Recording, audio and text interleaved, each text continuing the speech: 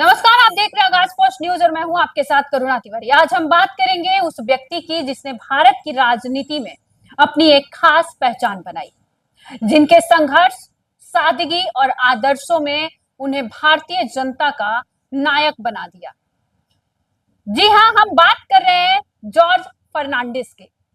George Fernandes का जन्म 3 जून 1930 को कर्नाटक के मंगलुरु में एक कैथोलिक परिवार में हुआ। उनके पिता का नाम जॉन जोसेफ फर्नांडिस था और माता का नाम एलिस मार्था था।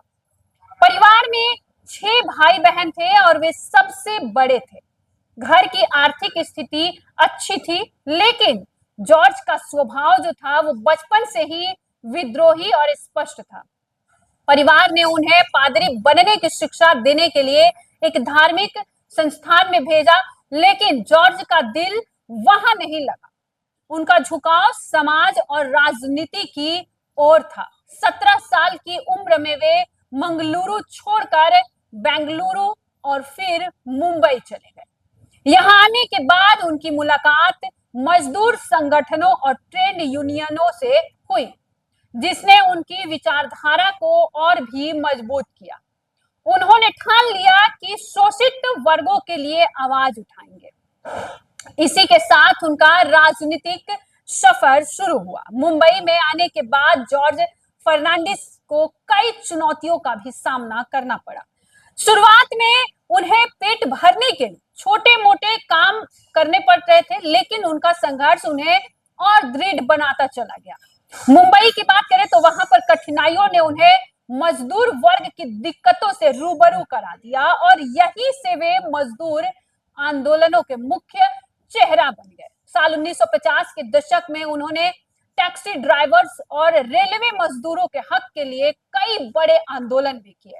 उनके नेतृत्व में हुए हड़तालों ने उन्हें एक मजबूत मजदूर नेता के रूप में स्थापित कर दिया लोगों के बीच। साल 1967 में उन्हें मुंबई के सत्ताधिकारी पार्टी कांग्रेस के कद्दावर नेता एसके पाटिल के खिलाफ चुनाव लड़ा और जीत भी हासिल की। यह जीत उनकी लोकप्रियता और साहस का प्रतीक बनी और पूरे देश में उनका नाम गूंज उठा। जॉर्ज का राजनीतिक जीवन जो है वो सबसे बड़ा संघर्ष तब उनके जीवन में आया जब 1975 में इंदिरा गांधी ने आपातकाल लागू कर दिया। जॉर्ज ने इसे लोकतंत्र के खिलाफ बताया और खुलकर इसका विरोध भी किए।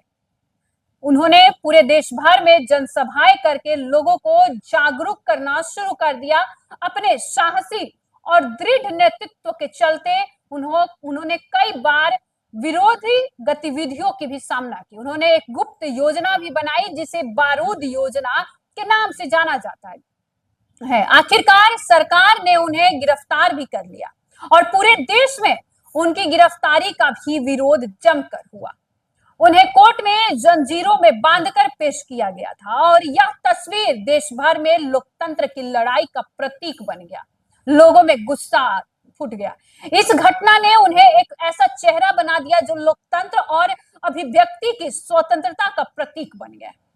साल 1977 में आपातकाल खत्म होता है और उसके बाद जनता पार्टी ने केंद्र में सरकार बनाई और जॉर्ज फर्नांडिस को केंद्रीय मंत्री नियुक्त किया गया। उन्होंने उद्योग, रेलवे और रक्षा मंत्री के रूप में कार्य भी किया और कई सुधार भी किए। जब वे रेलवे मंत्री बने तब उन्होंने कर्मचारियों के हितों में कई बड़े फैसले लिए जो आज भी उनके योगदान की पहचान है। साल 1980 के दशक में उन्होंने जनता दल के रूप में अपनी राजनीतिक यात्रा को जारी रखा। साल 1998 में अटल बिहारी वाजपेयी की सरकार आई और उन्हें रक्षा मंत्री बनाया। कारगिल युद्ध के समय उनके नेतृत्व में भारतीय सेना ने साहसी प्रदर्शन भी किया और इस दौरान जॉर्ज का दृढ़ नेतृत्व पूरी दुनिया ने देखा है। उनके रक्षा मंत्री कार्यकाल में भारत में परमाणु परीक्षण भी किया, जिससे भारत ने वैश्विक स्तर पर अपनी ताकत साबित की और अलग पहचान बनाई। जॉर्ज का जीवन संघर्ष और विवादों से भरा रहा। रक्षा मंत्री रहते हुए भी उन पर कई बड़े बड़े आरोप लगे, जिनमें ताबूत घोटाला और अन्य विवाद शामिल थे। हालांकि उन्होंने इन सभी आरोपों का डटकर सामना भी किया और खुद को निर्दोष भी साबित करने में पूरी कोशिश की। उनका जो जीवन है वो विवादों से ऊपर उठकर हमेशा सेवा और निष्ठा का संदेश देता रहा। उन्होंने कभी भी अपने आदर्शों से समझौता नहीं किया और हमेशा अपने विचारों पर वो अडिग रहे। जॉर्ज ने अपने जीवन के अंतिम साल बीमारी और अल्जाइमर जैसी तकलीफ जैसी बीमारियों से जूझते रहे। 29 जनवरी 2019 को उन्होंने दुनिया को अलविदा कह दिया। उनकी अंतिम यात्रा में हजारों लोग शामिल हुए, जो इस बात का प्रतीक है कि उन्होंने जन जन के दिलों में अपनी एक खास जगह बना ली थी। उनका जीवन हमें सिखाता है कि कैसे संघर्षों से भरी परिस्थितियों में भी आदर्शों पर कायम रहा जा सकता है। जॉर्ज फर्नांडिस न केवल एक महान नेता थे, बल्कि वे उन गिने चुने राजनेताओं में से एक थे जिन्होंने अपने सिद्धांतों को कभी छोड़ा नहीं। उनकी छवि भारत के लोकतंत्र की एक ताकतवर आवाज के रूप में हमेशा हमारे दिलों में रहेगी।